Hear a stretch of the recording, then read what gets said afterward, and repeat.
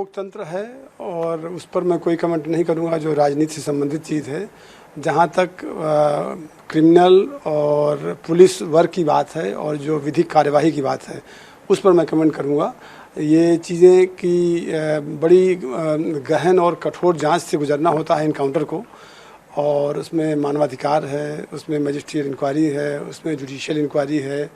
उसमें इन्वेस्टिगेशन है, उसमें फिर मजिस्ट्रेट्स और उनके यहाँ पर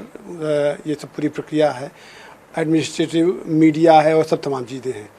तो ये कोई एक इनकाउंटर पर, ये कोई पहला इनकाउंटर नहीं है जिस पर उंगली उठी हो। इसके पहले भी जब इनकाउंटर्स होते हैं तो ये सब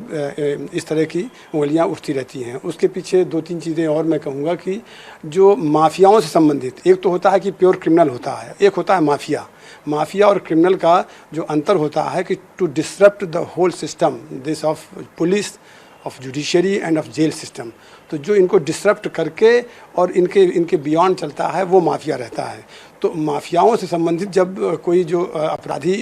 या कोई उनसे जब ये मुठभेड़ में मारे जाते हैं तो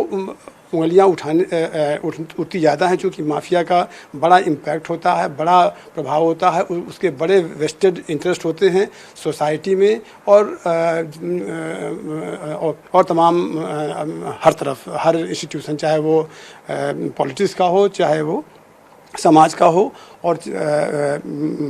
चाहे कुछ हो, चूँकि उसके वेस्टेड इंटरेस्ट में धक्का लगता है, तो इसलिए उसके रेमिफिकेशन ज़्यादा होते हैं। तो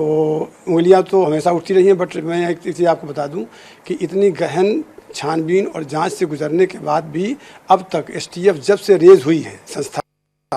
के रूप में, अब तक जो भी एसटीएफ के इनकाउंटर्स रहे हैं सब विधिक कार्यवाही के तहत ही रहे हैं और आगे भी जो भी होंगे और जो हो रहे हैं, तो एक इंस्टीट्यूशन की भी सैंक्टिटी है, नंबर एक। और नंबर दो, हम लोग भी बहुत लंबा अनुभव हो गया, अब तो मेरा इधर बहुत ही नज़दीक में रिटायरमेंट है, तो जितने भी लड़के हैं बहुत दक्ष हैं और बहुत कुशल तरीके से काम करते हैं, बहुत विधिक रूप से ध्यान रखते हुए यहाँ पर कार्रवाई होती है। सुंदरम के साथ अभिनव पांडे, न्यूज़ इंडिया, लखनऊ।